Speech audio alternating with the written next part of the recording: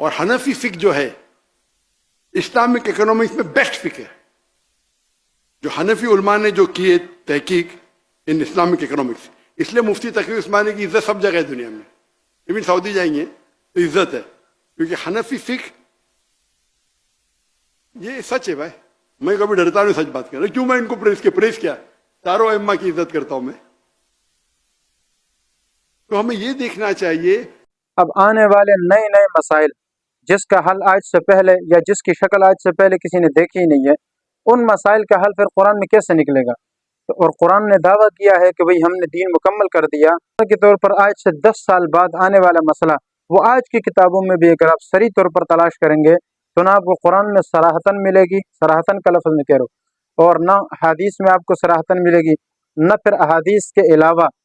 وہ یہ جو فقہی کتب ہے ان میں بھی آپ کو صراحتاً نہیں ملے گی. لیکن چونکہ فقہاء کرام نے اسی قرآن سے اور انہی احادیث سے جو ہے نا وہ کچھ اصول نکالے ہیں، کچھ قواعد اور ضوابط نکالے ہیں، اور انہی قواعد اور ضوابط کی بنیاد پر پھر ہر آنے والے مسئلہ کو اسی پر فٹ کیا جاتا ہے اور اس کا حل آرام سے نکال دیا جاتا ہے. بسم اللہ الرحمن الرحیم. ناظرین، آپ نے ڈاکٹر صاحب کی گفتگو سنی جس میں انہوں نے فقہ حنفی کی تعریف کی، اور اس میں یہ بتایا کہ فقہ حنفی میں جو وسعت اور گہرائی ہے وہ باقیوں کے بنسبت کم ہے. اور انہوں نے یہ بھی کہا کہ میں یہ حق بات کہتا ہوں، سچ بات کہتا ہوں، میں کسی سے ڈرتا نہیں ہوں. دراصل اس بات کی کیا حقیقت ہے وہ میں آپ حضرات کے سامنے مختصر طور پر ذکر کروں گا، اور اس کا پس منظر اور کچھ بیک گراؤنڈ آپ کے سامنے پیش کروں گا انشاءاللہ سبحانہ تعالی. اصل مسئلہ یہ ہے کہ جیسے قرآن مجید وہ پچھلی کتابوں کا نچوڑ اور خلاصہ اور تکملہ ہے اور تتمہ ہے، کہ اس میں اس قرآن مجید کے اندر پچھلی کتابوں کے بھی واقعات ذکر ہو گئے اور ان کے احکامات بھی ذکر ہوئے. اسی طرح سے یہ جو قرآن ہے ان کو ان کتابوں کا ایک خلاصہ اور نچوڑ کہا جاتا ہے، کیونکہ وہ کتابیں مختصر طور پر ذکر ہوئی تھی اور کچھ احکامات تھے، وہی احکامات قرآن کے اندر بھی آ گئے، تو اس وجہ سے یہ ان کا خلاصہ اور نچوڑ کہلانے لگا. اب قرآن مجید اور سنت رسول صلی اللہ علیہ وسلم یعنی قرآن و حدیث، اس کے اندر جو مسائل ہے یا جو باتیں ہیں، جتنی بھی چیزیں ہیں، اس کو ہم کہتے ہیں کہ یہ جو فقہ ہے، فقہ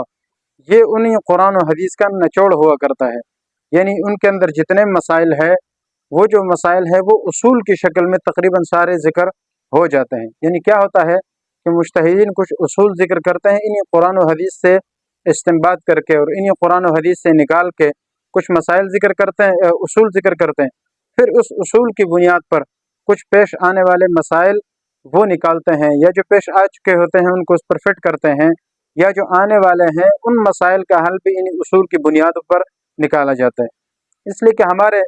اسلام کا دعویٰ ہے، قرآن کا دعویٰ ہے، الیوم اکملت لکم دینکم، آج میں نے تمہارے لیے تمہارا دین مکمل کر دیا. اب یہ دعویٰ قرآن نے کر لیا، لیکن کس طرح مکمل کر لیا؟ اب آنے والے نئے مسائل جس کا حل آج سے پہلے یا جس کی شکل آج سے پہلے کسی نے دیکھی ہی نہیں ہے، ان مسائل کا حل پھر قرآن میں کیسے نکلے گا؟ اور قرآن نے دعویٰ کیا ہے کہ بھئی ہم نے دین مکمل کر دیا، تو کیا آنے والے مسئلے کا کوئی حل نہیں ہے قرآن مجید میں؟ اور جبکہ قرآن کہہ رہا ہے کہ ہم نے ہر چیز کو مکمل کیا، تو پھر یہ کیسے ہوگا؟ تو یہ اسی طریقے سے ہوگا. اب مثال ہے اور اس کے کچھ اپنے ماہرین ہوتے ہیں، تو یہ چیز ہوتا ہے، اس لیے اس کو خلاصہ اور نچوڑ کہتے ہیں. اب دیکھو اللہ کے رسول صلی اللہ علیہ وسلم کے زمانے میں اس چیز کی ضرورت باقاعدہ تدوین کی شکل میں نہیں پڑی تھی، اور قرآن نے بھی صاف ذکر کیا تھا کہ فلولا نفر من كل فرقة منهم طائفة ليتفقهوا في الدين، کہ چاہیے کہ تم مسلمانوں میں سے 2 جماعتیں ہو جائے، ایک وہ ہو جائے مثال کے طور پر اس کا ایک پس منظر ہے کہ جہاد کے لیے جائے، اور دوسرا وہ ہو کہ جو لیتفقهوا في الدین، جو صرف اور صرف دین میں تفقہ حاصل کرے، دین میں وہ سمجھ اور گہرائی حاصل کرے جس کو فقہ کہتے ہیں، یعنی مسائل کی سمجھ بوجھ اور گہرائی استنباط کی شکل میں حاصل کرے، اس طرح مجتہد بنے. تو وَلْيُنذِرْ قَوْمَهُمْ إِذَا رَجَعُوا إِلَيْهِمْ، پھر جب وہ اپنے قوم کی طرف جائیں گے تو وہ اپنی قوم کو اللہ کے احکامات یعنی اللہ کے جو چیزیں بتائی ہوئی چیزیں ہیں ان سے ڈرائے، اللہ کے عذاب سے ڈرائے، اور احکامات ان کو بتائے، یہ ساری چیزیں. تو اب قرآن میں یہ ذکر ہو گیا. اب اس کا حل کیا تھا؟ آپ صلی اللہ علیہ وسلم کے زمانے میں تو جو صحابہ کرام موجود تھے انہیں اگر کوئی بھی مسئلہ پیش آتا تھا تو وہ خود براہ راست اللہ کے رسول صلی اللہ علیہ وسلم سے پوچھ لیتے تھے، اس لیے زیادہ مسئلے والی بات نہیں تھی۔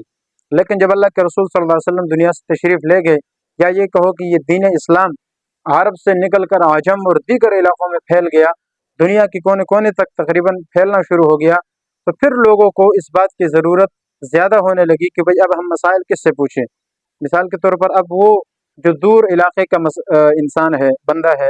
وہ اگر اس کو کوئی مسئلہ پیش آتا ہے، وہ تو اللہ کے رسول صلی اللہ علیہ وسلم سے مسئلہ نہیں پوچھ سکتا۔ اب اس کے لیے کیا حل ہوگا؟ اب اس کا حل یہ ہے کہ اسی زمانے میں جو اس قرآن و سنت کا سب سے ماہر بندہ ہو، قرآن و سنت کی گہرائیوں کو جاننے والا ہو، تفقہ فی الدین اس کو حاصل ہو، اور ایک فقہ کے اندر ماہر اور ایکسپرٹ ہو، اس بندے سے وہ مسائل پوچھا کرے، کیونکہ قرآن نے یہی ذکر کیا فَاسْأَلُوا أَهْلَ الذِّكْرِ إِن كُنتُمْ لَا تَعْلَمُونَ، کہ بھئی اگر تم نہیں جانتے ہو تو اہل ذکر سے، جو اہل علم ہے، اہل ذکر ہے، ان سے پوچھ لو۔ اچھا، ان مسائل کا حل صحابہ کرام کے زمانے میں پھر کیا ہوا؟ تو اس میں علامہ ابن حزم رحمہ اللہ، اسی طرح اعلام الموقعین میں علامہ ابن القیم رحمہ اللہ نے بھی اس کی وضاحت کی ہے، اور یہ فرمایا ہے کہ بھئی صحابہ کرام کے زمانے میں کچھ صحابہ کرام ایسے تھے جو مجتہدین کہلاتے تھے، اور کچھ وہ تھے جو انہی مجتہدین سے پوچھ کر مسائل یعنی پوچھتے اور ان پر عمل کرتے تھے۔ تو مجتہدین صحابہ کی تعداد بھی انہوں نے اچھی خاصی لکھی ہے، مخصوص تعداد انہوں نے لکھی ہے کہ یہ کچھ صحابہ تھے جو باقاعدہ فتویٰ میں اور ان اجتہاد کے اندر مشہور اور معروف تھے، اور لوگ انہی سے مسائل پوچھا کرتے تھے۔ تو جب کچھ طبقہ ایسا تھا صحابہ کرام کا کہ جو خود ان مسائل کے اندر عبور رکھنے والے اور مجتہدین تھے، تو دوسری طرف وہ صحابہ تھے جو ان مسائل کے حل کے لیے انہی صحابہ کرام سے پھر رجوع کیا کرتے تھے، جو ان مسائل کے اندر اجتہاد کا درجہ رکھتے تھے۔ ایک بات تو یہ، دوسری بات یہ ہے کہ سوال ہوتا ہے کہ صحابہ کرام کو کیا خود عربی نہیں آتی تھی؟ تو وہ قرآن کریم نے تو یہی بات ذکر کی ہے نا کہ صحابہ کرام اتنی فصیح اور بلیغ عربی جاننے کے باوجود قرآن ان کو حکم دے رہے کہ وَلْيَتَفَقَّهُوا فِي الدِّينِ، کہ بھئی تم میں سے ایک جماعت تفقہ فی الدین حاصل کرے، یعنی عربی سب لوگ جانتے ہیں، ہر ایک جاننے کے باوجود پھر بھی کہا جا رہا ہے کہ نہیں، تفقہ فی الدین، علم کی گہرائی اور مسائل کی سمجھ بوجھ اور فقہ، جو فقہی مسائل ہے ان کو باقاعدہ سے حاصل کرنے کے لیے کچھ جماعت الگ طور پر نکلے اور اس میں محنت کرے اور کوشش اور اجتہاد کے درجے تک پہنچے اور استنباط کرے۔ تو یہ اس طرح کا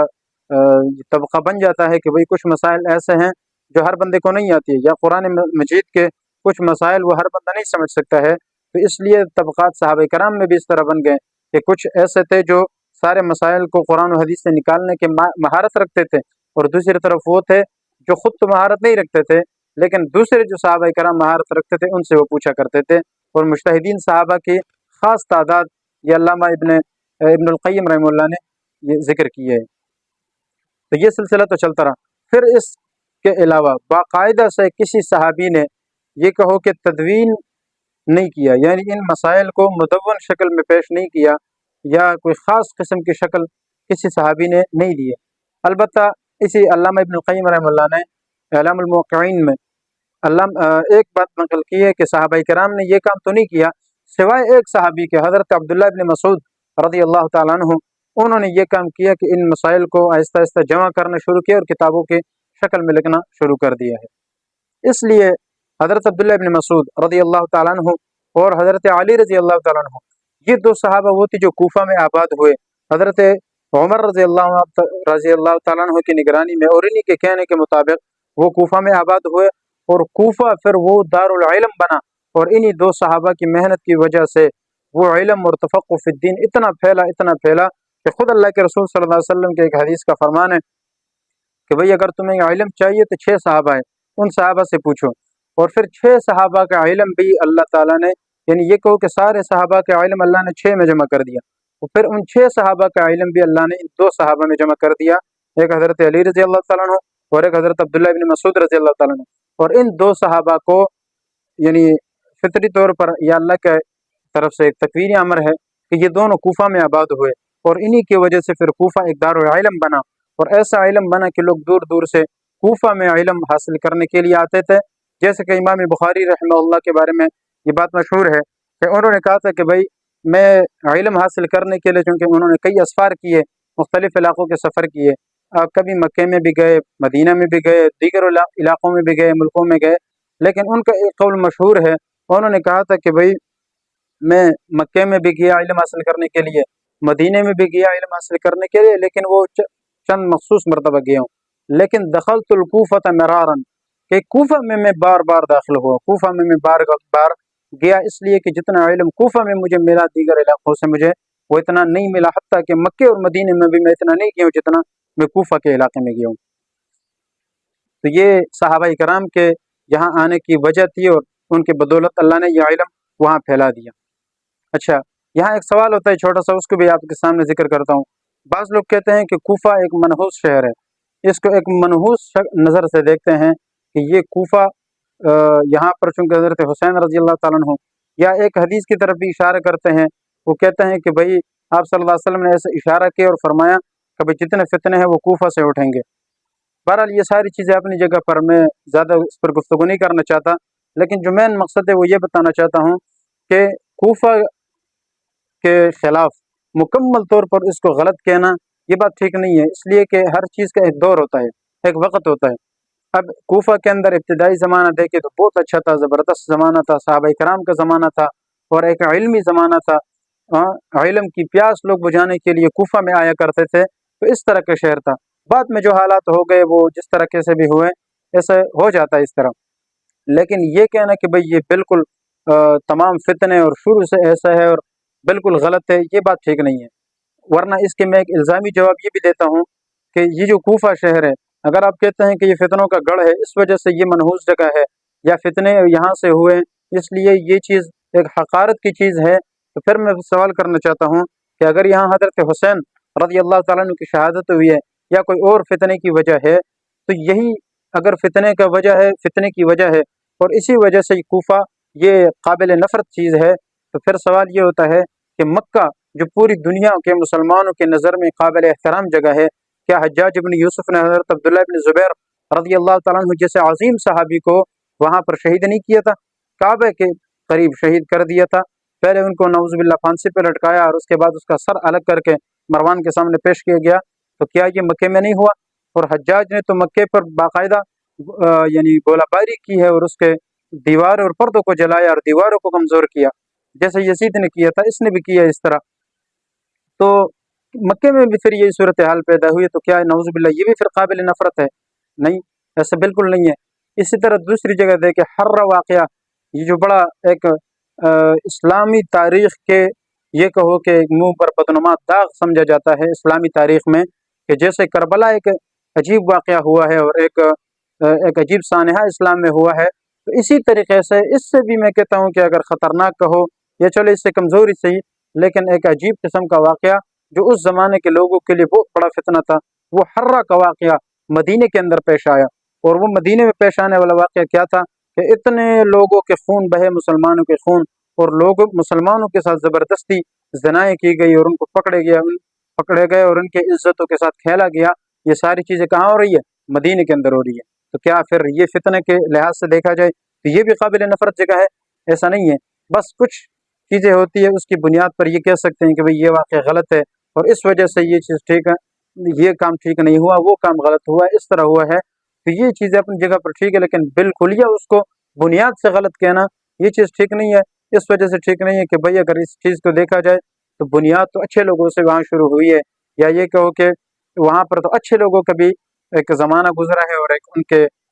کیا کہتے ہیں تاثرات گزرے ہیں، بہت ساری چیزیں ہیں۔ اللہ تعالیٰ ہمیں سمجھنے کی توفیق عطا فرمائے۔ دوسری بات یہ ہے کہ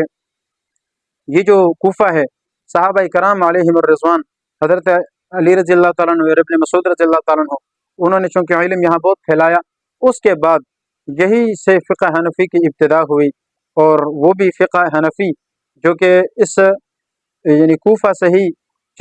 سٹارٹ ہوئی اور وہاں سے ان کی بنیاد چلی، اس لیے کہ فقہ حنفی میں دیکھیں امام ابو حنیفہ رحمہ اللہ، ان کے جو اساتذہ کرام ہے، آپ دیکھیں مسند امام اعظم ہے، ان کے جو امام صاحب رحمہ اللہ کی جو روایات ہے، ان میں تقریباً 2 یا 3 واسطوں سے حضرت عبداللہ بن مسعود رضی اللہ تعالیٰ عنہ تک یہ سلسلہ جاتا ہے، یعنی ان کے فقہی مسائل جتنے بھی ہے اور اس کے پیچھے بنیاد کیا ہے؟ حضرت عبداللہ بن مسعود رضی اللہ تعالیٰ عنہ کے مسائل ہے۔ مثال کے طور پر اب امام صاحب رحمہ اللہ کے استاد حضرت حماد ہے، ان کے استاد حضرت نافع ہے، الفاظ میں آگے پیچھے ہو سکتے ہیں لیکن یہ اساتذہ ہے. پھر ان کے حضرت ابراہیم نخعی رحمہ اللہ، اور پھر اس طرح ان سے آگے چل کے حضرت نافع شاید ان کا، پھر اس کے بعد حضرت نافع ہے، اور پھر ان کے بعد حضرت عبداللہ ابن مسعود رضی اللہ تعالیٰ عنہ ہے. تو یہ اس طرح چل کے تقریباً ہماری جو فقہ حنفی ہے اس کی بنیاد حضرت عبداللہ ابن مسعود رضی اللہ تعالیٰ عنہ سے چلی ہے، اور اس کا ان احادیث کا اور ان مسائل کا یہ خلاصہ اور نچوڑ ہے. حضرت امام اعظم ابو حنیفہ رحمہ اللہ، انہوں نے 40 فقہا کی موجودگی میں اور ان کی شورا میں اس فقہ کو یعنی ترتیب دی اور ان کو جمع کیا، اور سب سے یعنی رائے لے کر پھر اس کو ایک ترتیب سے انہوں نے لکھا. شروع سے ابواب مکمل الف سے لے کر یا تک جتنے مسائل تھے یا اصول تھے وہ انہوں نے ساتھ ساتھ اس میں جمع کر دیے اور لکھ دیے. یہ ان کی اخلاص کا نتیجہ تھا، للہیت کا نتیجہ تھا کہ اسی فقہ حنفی پر لوگوں نے عمل کیا، اور وہ اللہ نے دنیا میں اتنا پھیلایا کہ آج تک لوگ اس کا اعتراف کر رہے ہیں. اور خود ڈاکٹر صاحب نے بھی کہا ہے کہ جتنی وسعت اور گہرائی یا دنیا میں جتنے زیادہ فقہ حنفی پر عمل کرنے والے لوگ ہیں، شاید دوسرے مذہب پر کوئی عمل یعنی دوسرے کسی مذہب پر لوگ اتنے زیادہ عمل کرنے والے آپ کو نہیں ملیں گے. اچھا، اس کی ایک جو خاص وجہ ہے وہ تو میں نے آپ کو بتا دی ہے کہ بھائی ان علماء کی اور ان مجتہدین کا اخلاص اور للہیت اور تقوی ہے، ٹھیک ہے، اور ان کا جو علمی استعداد ہے اور استنباط کا جو ملکہ ہے وہ ساری چیزیں ہیں. اس وجہ سے اللہ نے اس کو بہت زیادہ دنیا میں پھیلایا. اور یہ بھی کہیں کہ اس فقہ حنفی جو ہے اس کے اندر جو قانونی یہ کہو کہ استنباط کے اندر جو لچک ہے وہ اتنا زیادہ ہے کہ کسی بھی دنیا کے کسی کونے میں جائے یا کسی بھی مذہب میں جائے، ان میں سب سے زیادہ وسعت اور گہرائی جتنی آپ کو اس میں ملے گی شاید کسی اور میں نہ ملے. یہی وجہ ہے کہ طلاق اور دیگر مسائل میں وراثت یا یہ کہو کہ اور بہت سارے مسائل ہیں جن میں دیگر مذاہب والے بھی مجبوراً فقہ حنفی کے مطابق ان کو فتویٰ دینا پڑتا ہے. تو اس کی ایک وجہ تو یہ ہے. دوسری وجہ دیکھیں تو اس کے زیادہ پھیلنے کی جو وجہ ہے وہ یہ ہے کہ یہ جو فقہ حنفی ہے یہ جب سب سے پہلے لکھا گیا تو اس وقت مثال کے طور پر جب خلافت عباسیہ شروع ہوا، ہارون الرشید کا دور تھا، تو ہارون الرشید کے دور میں حضرت امام ابو یوسف رحمہ اللہ امام یعنی ان کا اپنا نام یعقوب ہے، تو لیکن امام ابو یوسف رحمہ اللہ کے نام سے مشہور ہے. ان کے یعنی ان کو اس زمانے میں قاضی القضات یہ کہو کہ جج بنایا گیا. تو اس زمانے میں جب ہارون الرشید کے دور میں یہ جج بنے، اور یہ اصول تھا اس زمانے میں کہ جج اور قاضی اسی بندے کو بنایا جاتا تھا جو فقہ حنفی کے اندر صحیح مہارت رکھنے والا ہو اور متخصص قسم کا ہو، تو انہی کو بنایا جاتا تھا. تو ظاہر امام ابو یوسف رحمہ اللہ ایک عظیم المرتبت اس فن کے امام سمجھے جاتے ہیں. یہ کہو کہ فقہ حنفی میں دوسرے نمبر پر اگر کوئی امام ہے تو حضرت امام ابو یوسف رحمہ اللہ ہے. تو جب وہ قاضی القضات بنے تو اس وجہ سے یہ مذہب ایک سرکاری مذہب بن گیا، اور اس کو اتنی وسعت ملی کہ یہ کہو کہ اس وقت اس کی شہرت یہ تھی کہ آسمان کی بلندیوں تک یہ پہنچ گئی، اور یہ اس کے جو ہے نا وسعت کا جو ایک سبب ہے اور ذریعہ وہ بنی. اچھا، پھر جب خلافت عباسیہ وہ کچھ وقت تک چلتا رہا، وہ ختم ہو گیا، تو اس کے بعد خلافت عثمانیہ آئی. خلافت عثمانیہ میں جتنے بھی لوگ تھے سب حنفی مذہب کے تھے، اور جتنا بھی عرصہ گزرے تقریباً 800 سال تک یہ جو خلافت عباسیہ عثمانیہ چلی ہے، اس وقت سے لے کر آخر اس کے ختم ہونے تک جتنے بھی سلاطین اور جتنے بھی بادشاہ اور جتنے بھی خلیفہ گزرے ہیں وہ سب کے سب کیا تھے؟ وہ سارے کے سارے اسی فقہ حنفی کے مطابق عمل کرنے والے تھے. اور جو سرکاری مذہب تھا وہ اس وقت فقہ حنفی ہی رائج تھا اور سب اسی پر عمل کرنے والے تھے. اور یہ ہر بندے کو پتہ ہے کہ تقریباً آدھی دنیا سے زیادہ سلطنت عثمانیہ چلی ہے اور ان پر ان کا راج رہا ہے اور ان پر ان کی سلطنت رہی ہے. تو اس وجہ سے اس کا پھیلنے کا ایک وجہ یہ بھی ہے. تیسرا، پھر ان کے بعد جب خلافت عثمانیہ ختم ہوئی تو پھر خلافت یہ جو مغلیہ سلطنت ہے ان کا دور آیا. تو اس مغلیہ سلطنت کے اندر بھی سارے کے سارے جو بادشاہ گزرے ہیں یا جو رعایا تھی جتنے بھی لوگ تھے وہ بھی سارے فقہ حنفی کو فالو کرنے والے تھے اور اسی کے مطابق عمل کرنے والے تھے. تو یہ بھی اس کے پھیلنے کی ایک وجہ ہے. اس کی ایک مثال میں دیتا ہوں. آپ نے سنا ہوگا فتاوی ہندیہ، جس کو فتاوی عالمگیری بھی کہتے ہیں. اورنگزیب عالمگیر یہ ایک بادشاہ گزرا ہے، اور انہوں نے یا اس کے زمانے میں جو بادشاہ تھا یہ فقہ حنفی کی یہ کتاب مضبوط کتاب لکھی گئی ہے، جو یہ کہو کہ فقہ حنفی کی بنیادی کتابوں میں سے آج یہ کتاب مانی جاتی ہے. رد المختار جو ہے فتاوی شامی، اس کے بعد یہ فتاوی ہندیہ کا تقریباً نام آتا ہے. تو وہ کس دور میں لکھی گئی؟ یہی یعنی مغلیہ سلطنت اورنگزیب عالمگیر کے دور میں یہ لکھی گئی ہے. تو یہ بھی اس کے پھیلنے کی ایک بہت بڑی وجہ ہے. بہرحال باتیں بہت ساری.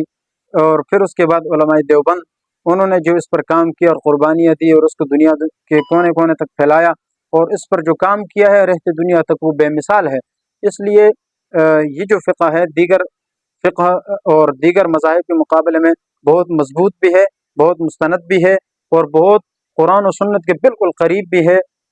اور عین انہی کے اصول کے مطابق بھی ہے، اور اتنی وسعت اور گہرائی ہے کہ دیگر مسائل کے لوگ، یعنی دیگر مذاہب کے لوگ، وہ بھی مجبور ہے اس کو ماننے پر۔ اب صرف آخری بات یہ کہنا چاہتا ہوں کہ جتنے بھی اسلامی تاریخ گزری ہے، اس اسلامی تاریخ میں دیکھیں تو ہمیشہ انہی 4 مذاہب کو فالو کرنے والے لوگ تھے۔ اس پر باقاعدہ لوگوں نے کتابیں بھی لکھی، مثال کے طور پر طبقات حنفیہ، یہ کتاب لکھی گئی جس میں جتنے بھی حنفی لوگ گزرے ہیں، علماء گزرے ہیں، مجتہدین گزرے ہیں، سب انہوں نے اس میں ذکر کیے۔ تو طبقات حنفیہ بھی ہے، طبقات مالکیہ بھی ہے، طبقات شافعیہ بھی ہے، پھر اس کے بعد طبقات یعنی حنبلیہ یہ بھی ہے۔ تو اس کے علاوہ اور کوئی تقریباً فقہ نہیں ملتی، اور یہ 4 کو اللہ نے تکوینی طور پر دنیا کے کونے کونے میں پھیلا دیا، اور یہی 4 آج تک چلتے آ رہے ہیں، اور انشاءاللہ اس کا مزید بھی چلیں گے۔ تو یہ کچھ پس منظر تھا، مختصر طور پر میں نے آپ کے سامنے ذکر کیا، ورنہ اس میں اور بہت ساری تفصیلات ہیں، میں آپ کے سامنے وہ ذکر کرتا۔ تو یہ چند طور پر آپ کے سامنے یہ میں نے اس لیے ذکر کی کہ ڈاکٹر صاحب نے اس کی جو گہرائی اور اس کی وسعت کو ذکر کیا ہے، بالکل انہوں نے سچ کہا، اور یہ بات بھی انہوں نے سچ کہی ہے کہ بھئی یہ بات کہتے ہوئے میں کسی سے ڈرتا نہیں ہوں۔ تو دعا ہے کہ اللہ تعالیٰ ہر بندے کو یہ سمجھ عطا فرمائے، اور یہ بات بھی سمجھنے کی توفیق عطا فرمائے کہ اتنے بڑے بڑے لوگ جب اس کا اعتراف کر رہے ہیں تو اس میں کچھ ہے، اسی لیے تو اعتراف کر رہے ہیں، ورنہ خواہ مخواہ اعتراف کرنے کا کوئی فائدہ نہیں ہے۔ دعا ہے کہ اللہ تعالیٰ ہمیں سمجھنے کی توفیق عطا فرمائے۔ وآخر دعوانا الحمدللہ رب العالمین۔ يرفع الله الذين آمنوا منكم والذين أوتوا العلم درجات والله بما تعملون